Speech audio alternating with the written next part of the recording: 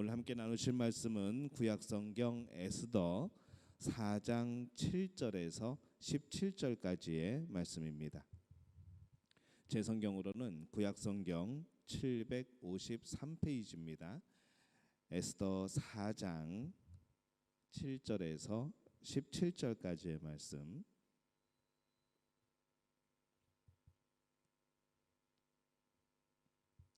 구약성경 에스더 4장 7절에서 17절까지 우리 한 목소리로 함께 봉독하겠습니다.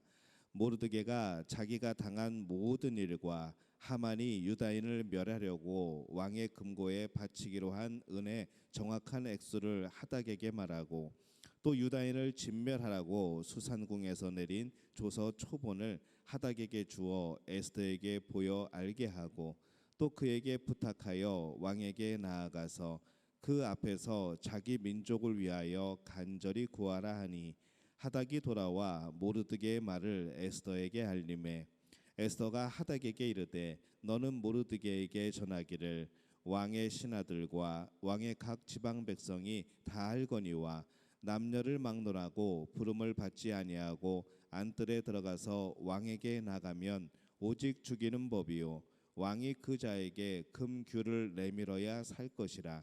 이제 내가 부름을 입어 왕에게 나가지 못한 지가 이미 30일이라 하라 하니라. 그가 에스더의 말을 모르드게에게 전하매 모르드게가 그를 시켜 에스더에게 화답하되 너는 왕궁에 있으니 모든 유다인 중에 홀로 목숨을 건지리라 생각하지 말라. 이때에 내가 만일 잠잠하여 말이 없으면 유다인은 다른 데로 말미암아 노임과 구원을 얻으려니와 너와 내 아버지 집은 멸망하리라. 내가 왕후의 자리를 얻은 것이 이때를 위함이 아닌지 누가 알겠느냐 하니 에스더가 모르드게에게 회답하여 이르되 당신은 가서 수산에 있는 유다인을 다 모으고 나를 위하여 금식하되 밤낮 3일을 먹지도 말고 마시지도 마소서. 나도 나의 시녀와 더불어 이렇게 금식한 후에 규례를 어기고 왕에게 나아가리니 죽으면 죽으리이다 하니라. 모르드게가 가서 에스더가 명령한 대로 다 행하니라. 아멘.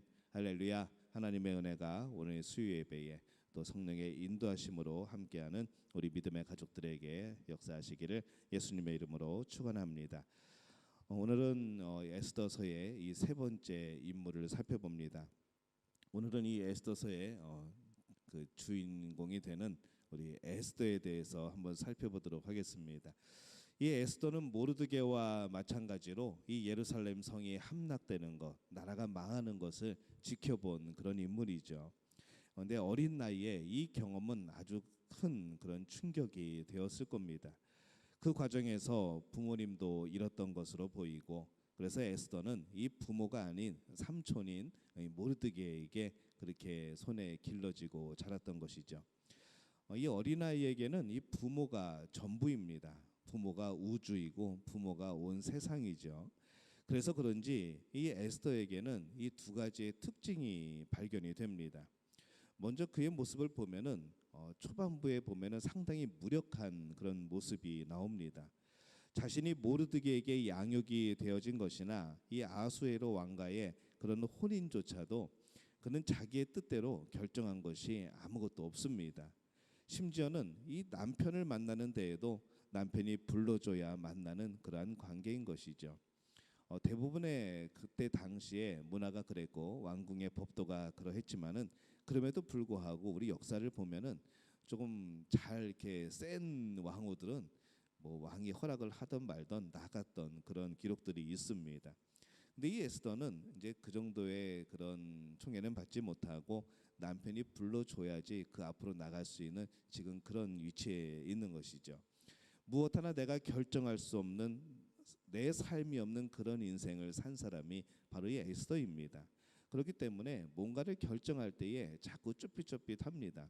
뭔가를 결정하게 될 때에 뭔가 힘있게 밀고 나가는 것이 아니라 자꾸 무력감이 보이는 그런 모습을 초반에는 보이게 되죠. 두 번째로 이 에스더의 특징은 자신의 정체성, 나는 누구인가 이것에 대한 혼란이 있었던 것으로 보입니다. 나라는 망하고 그래도 유다인이긴 하지만 이 그 신앙을 지킬 수 있는 그런 상황도 아니었고, 그가 왕비가 되어서도 그가 자신이 유다인인 것을 숨기고 그는 살아갑니다. 어떻게 살아가야 하는가? 이 질문이 끝없이 그의 안에 있었던 것이죠. 그래서 이 무력감 그리고 이 정체성의 혼란이 바로 에스더 속에 잠재하고 있던 그런 상황의 그런 모습입니다. 이 에스더서의 4장 4절에 보면은 이렇게 말씀을 합니다. 에스더의 시녀와 내시가 나와 고하니 왕후가 심히 근심하여 입을 의복을 모르드게에게 보내어 그 굵은 배를 벗기고자 하나 모르드게가 받지 아니하는지라, 이렇게 말씀을 합니다. 이 에스더서를 오늘 4장을 가만히 읽다 보면은 이 뭔가 좀 순서가 바뀐 듯한 그런 내용들이 계속해서 나옵니다. 이 삼촌 모르드게가 베옷을 입고 성문 앞에 앉아 있다는 소식이 에스더에게 들린 것이죠. 그렇다면은 이 에스더는 어떻게 해야 될까요? 순서는 모르드게가 지금 왜 그러고 있는지 이것을 먼저 물어봐야 되는데, 그 소식을 듣고 에스더가 제일 먼저 한 일은 뭔가 하면은 좋은 옷을 보내서 빨리 그 옷을 갈아입으라고 그 옷을 보냅니다. 그렇게 현상만을 바꾸려고 하는 그런 지금 마음 자세, 그런 모습을 가지고 있는 것이죠. 그런데 이런 에스더가 완전히 변화되는 그런 사건이 생깁니다. 이 에스더는 이 모르드게가 옷을 받지 않자 자기 시종을 다시 보냅니다. 에스더가 처음으로 뭔가를 생각하고 결정하는 장면이 바로 이 구절에서 나오기 시작하는 것이죠. 5절입니다. 에스더가 왕의 명으로 자기에게 근시하는 내시 하닥을 불러 명하여 모르드게에 가서 이것이 무슨 일이며 무슨 연고인가 알아보라 하매, 이렇게 되어 있습니다. 순서가 바뀌었죠. 옷을 먼저 보낼 게 아니라 먼저 어떻게 된 건가 물어보고 그 다음에 옷을 보내든지 말든지 해야 되는데, 이미 순서는 바뀌었지만은 그래도 이 뒤에 가면은 에스더가 드디어 뭔가를 하기 시작합니다. 순서는 바뀌었는데 드디어 에스더가 움직이기 시작하는 것이죠. 무슨 일인가 알아봐야겠다고 생각을 하기 시작합니다. 이 모르드게는 유다인들을 멸하려는 움직이 있어 이러고 있다라고 그렇게 말을 합니다. 그리고 왕에게 나아가서 이 일을 좀 알려달라고, 우리 백성들을 살려달라고 그렇게 간청을 하죠. 이 비로소 이 에스더는 왕이 부른 지가 30일이나 지났고 함부로 왕 앞에 나갈 수도 없다고, 왕 앞에 나가려면은 그 앞에 나갔을 때 왕이 허락한다는 뜻에서 그 지팡이, 손에 들고 있던 지팡이를 내밀어야만 그것이 내가 죽지 않고 살아남아서 왕을 뵐 수 있는 그런 것이라는 것을, 그 상황을 이야기하면서 여러 가지 계획을 세우기를 시작하는 것이죠. 이 사람이 독립적인 인격체로 서기 시작하는 때는 언제인가 하면은 자기 스스로가 결정을 내리기 시작할 때입니다. 어렸을 때는 대부분 엄마가 하자는 대로 하죠. 우겼다가도 엄마가 계속 설득하면은 금세 넘어오기도 합니다. 근데 아이들이 점점 자라기 시작하면은 이제 엄마의 말을 듣기보다는 스스로 결정을 하죠. 나는 이게 맞다고, 나는 이게 옳다고, 분명히 부모가 보기에는 그거 아닌데 그럼에도 불구하고 자기들은 그게 맞다고 자기의 결정을 하기 시작합니다. 그것이 바로 독립적으로 인격체가 형성되어지기 시작하는 바로 그런 때이죠. 근데 이 신앙인도 마찬가지입니다. 이 하나님의 말씀을 듣고 그 안에서 하나님의 뜻을 발견하고, 아, 하나님 이거네요, 이렇게 살아야 되네요, 앞으로 이렇게 살겠습니다 라고 결정할 때부터 우리는 그 신앙이 인격적으로 성장했다고 우리는 그렇게 보는 겁니다. 신앙생활을 하면서 이 하나님의 말씀을 듣고 그 말씀이 내 마음속에 파고들 때가 있습니다. 우리가 참 많은 말씀이 전해지지만은 그 말씀이 그때그때마다 우리의 마음에 새겨지면 좋겠는데, 우리의 기억 속에 남았으면 좋겠는데 참 그러기란 쉽지가 않습니다. 오늘 우리가 이렇게 말씀을 듣고 있지만은 이 예배가 끝난 후에, 말씀이 끝난 후에 정확히 1시간 후면은 오늘 에스더서를 말씀을 전했다는 것 외에는 별로 기억에 남지 않을 겁니다. 참 이게 안타깝죠. 안타까우면서도 또 감사하기도 합니다. 왜냐하면 이것이 그냥 실제로 잊혀지는 것이 아니라 우리의 영혼은 이 말씀을 들었고 우리의 영혼은 그 말씀을 기억하고 마음에 새기고 있다는 것이죠. 우리가 또 그 말씀이 생각날 때는, 하나님이 필요할 때에, 하나님이 어떤 상황에서 이 말씀이 적용이 될 때에는 그때는 또 성령께서 생각나게 하시는 겁니다. 이 말씀을 우리가 다 기억하고 세상의 모든 사건들을 다 기억하고 남들이 나에게 한 말 한마디 한마디를 모두 다 기억하고 산다 그러면은 아마 이 세상에서 살아남을 사람이 하나도 없을 겁니다. 그 많은 상처들과 또 그 많은 안 좋은 기억들과 이런 것들을 어떻게 다 안고 살아가겠습니까? 그래서 때로는 우리가 잊어버린다는 것이 하나님의 은혜라는 그런 생각이 드는 것이죠. 근데 또 너무 잊어버리면 안 됩니다. 또 기억을 좀 하셔야죠. 이 신앙생활을 하면서 이 하나님의 말씀이 내 마음을 파고들 때 내 마음에 정말 깊이 새겨지는 것을 경험할 때가 있습니다. 이때에 하나님이 주시는 그 메시지와 또 하나님의 음성, 그 사명을 발견한다면은 하나님 앞에 응답을 해야 되는 것이죠. 하나님, 제가 이렇게 순종하겠습니다. 하나님, 제가 이렇게 살아가겠습니다. 하나님, 오늘 말씀에 이렇게 되어 있는데 오늘 하나님이 감동 주신 대로 오늘 제가 이렇게 행하겠습니다. 라는 이 결정을 내릴 때 그때부터 우리의 신앙은 더 성장하는 겁니다. 그냥 말씀은 말씀이고 찔림은 찔림이고 또 나에게 느껴지고 또 해석되어지는 것은 그것이고 뭘 해야겠는데 지금은 아니고 이렇게 된다고 하면은 그 믿음이 성장하지 않는 것이죠. 때로는 하나님과의 일대일의 관계에서 내가 하나님 앞에 헌신하고 내가 하나님 앞에 순종할 그런 일들을 찾고 그 안에서 결단하는 이 자발적인 그런 모습이 필요한 겁니다. 독립적인 그런 신앙의 인격체인 것이죠.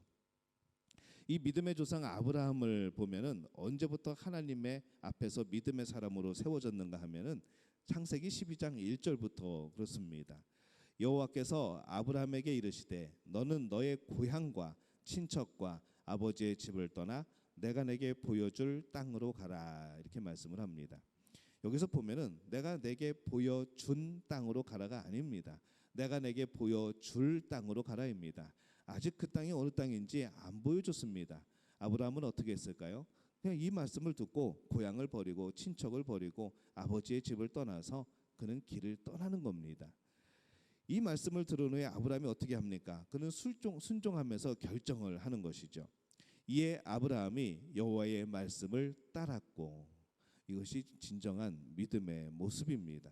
어쩔 수 없이 따른 것이 아니라 갑자기 집이 사는 그 동네가 뭐 화산이 터지고 침수가 나고 그런 것이 아니라 자기 결정에 의해서 떠나가게 되어지는 것. 때로는 하나님이 응답하실 때에 그런 환경을 통해서도 우리에게 응답하실 수도 있지만은 정말 그 하나님의 음성이 있고 나의 그런 깨달음이 있고 그 안에서 이 성령의 역사가 확실해진다고 한다면 또 내 안에서 이 성령의 역사하심이 계속 뜨겁게 살아 일어난다고 한다면은 우리는 결단을 내릴 필요가 있다는 것이죠. 이 하나님께서 아브라함의 독자 이삭을 바치라고 할 때도 그는 순종합니다. 그가 누구랑 상의하지 않습니다.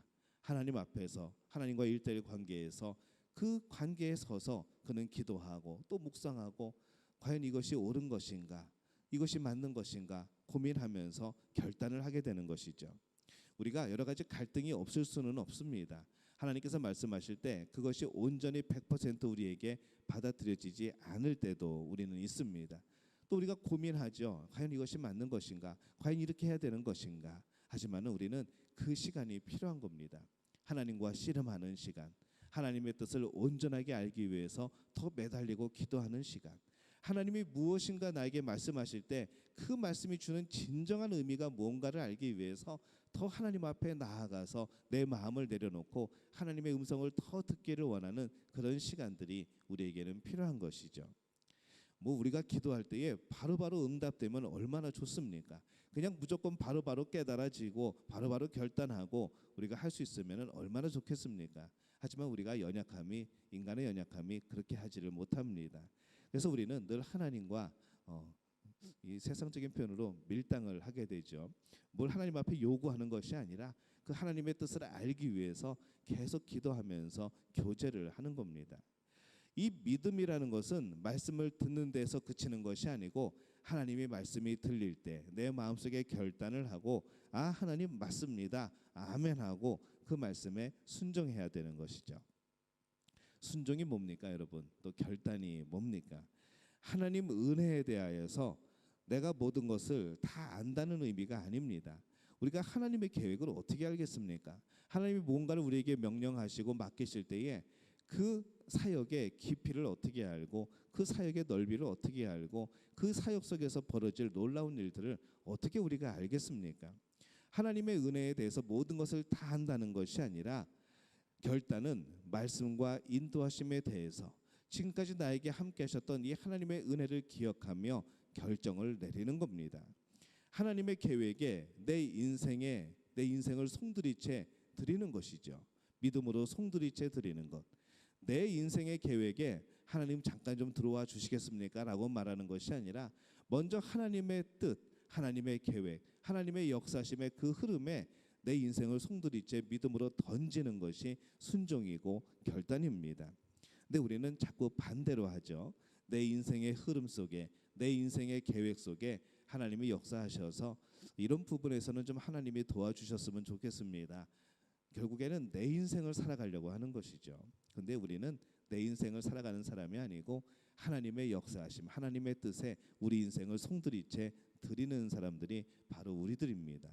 그것이 바로 하나님께 쓰임 받는다는 의미이고 하나님의 뜻에 동참하는 것이고 하나님의 동역자가 된다는 바로 그런 의미인 것이죠.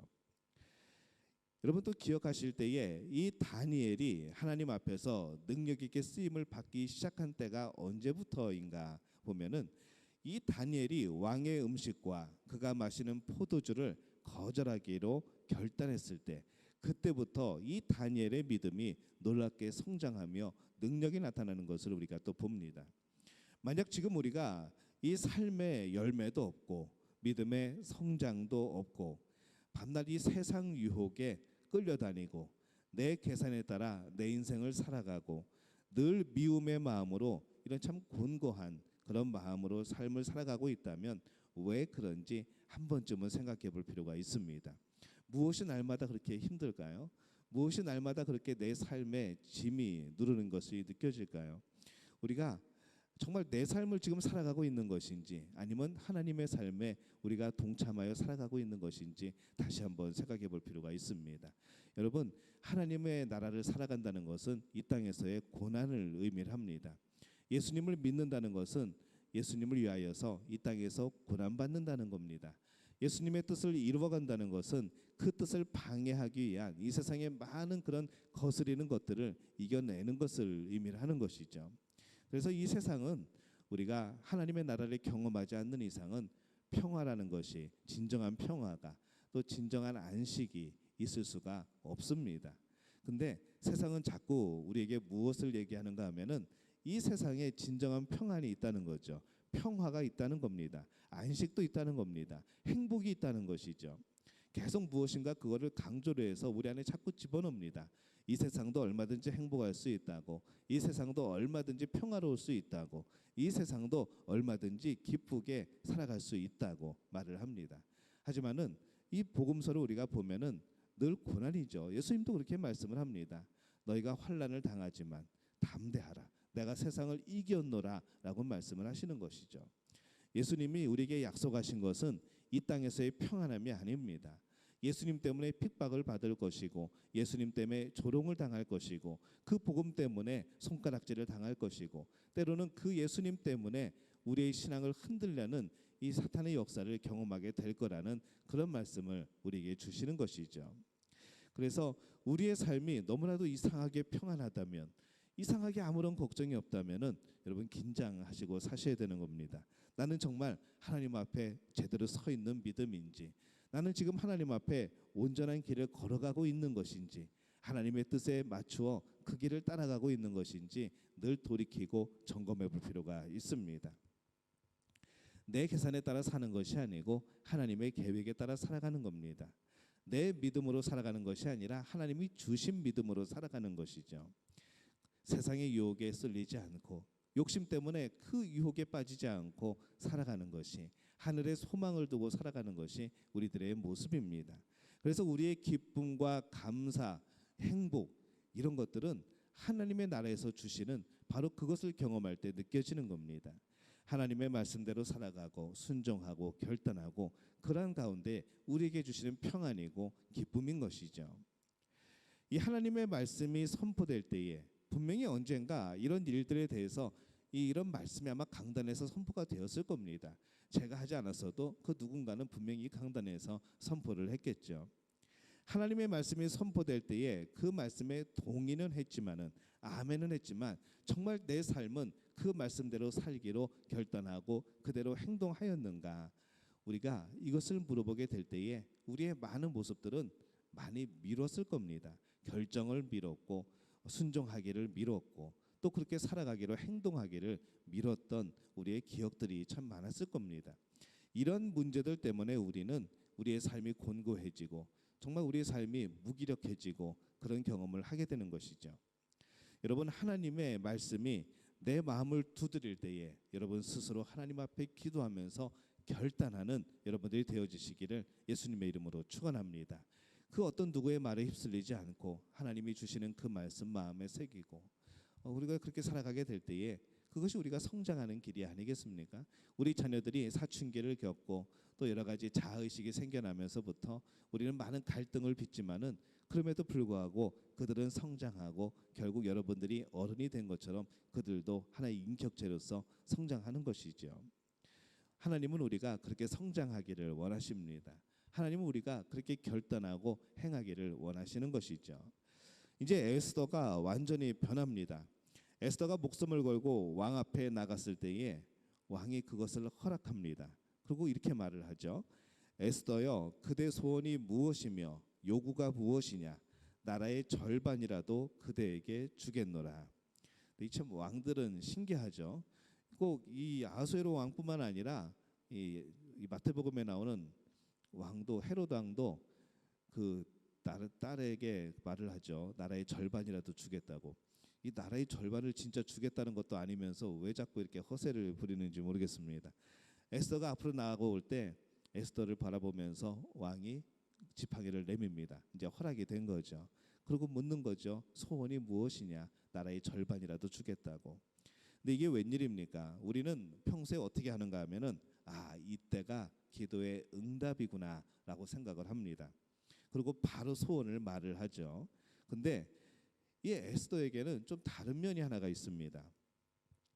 하나님께서 그에게 지혜를 주시고 그 결단에 능력을 더 주시는 것이죠. 하나님께서 지혜를 주셔가지고 뭐를 하는가 하면은 이 처음에 에스더서를 읽기 시작할 때 1장에 보면은 이 왕이 잔치를 벌이는 모습부터 시작을 합니다. 에스더에게 지혜를 주시면서 뭘 생각나게 하시는가 하면은 에스더야, 잔치를 벌이는 것이 어떨까라는 마음을 주시는 것이죠. 그래서 이 왕과 하만에 대한 이 깊은 이해가 에스더에게는 있었습니다. 그리고 지혜롭게 대처하죠.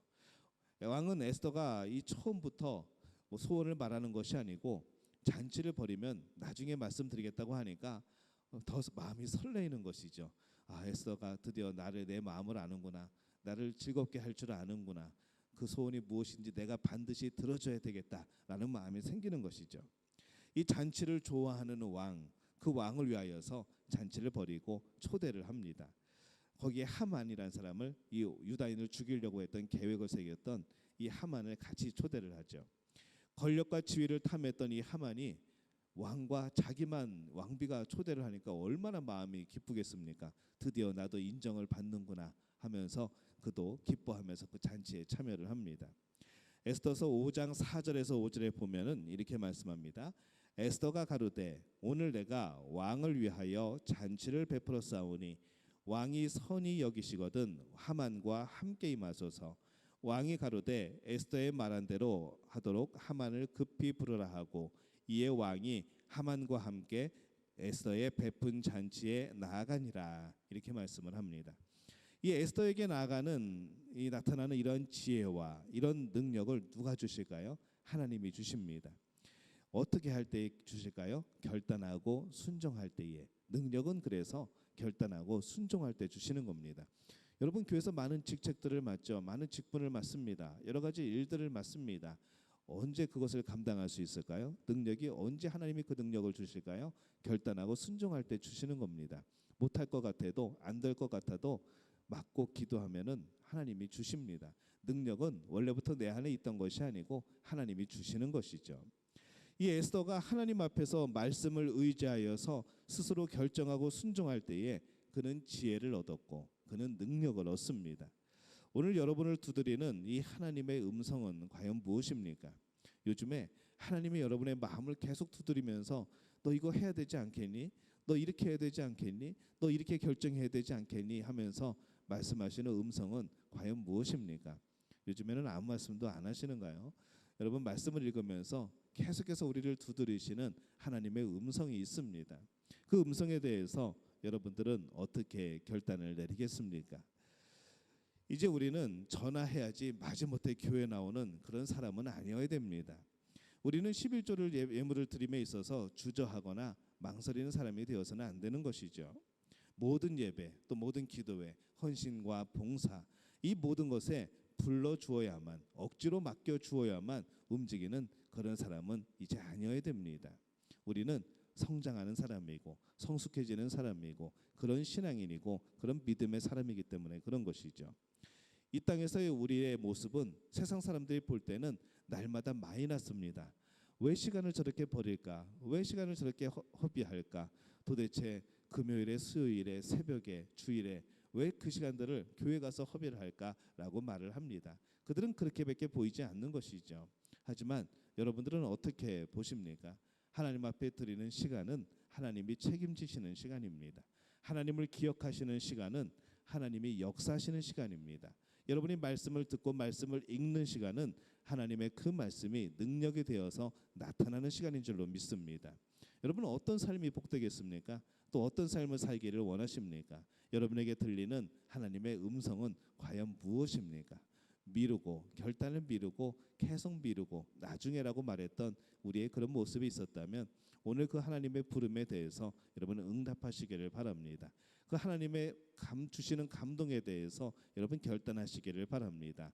능력과 지혜는 하나님이 주실 줄로 믿습니다. 하나님이 도우시고 또 함께 하실 줄로 믿습니다. 날마다 우리의 믿음이 그렇게 성장하고 또 우리의 믿음이 하나님 보시기에 아름다워지는 그런 복된 우리 믿음의 가족들이 되어지시기를 예수님의 이름으로 축원합니다.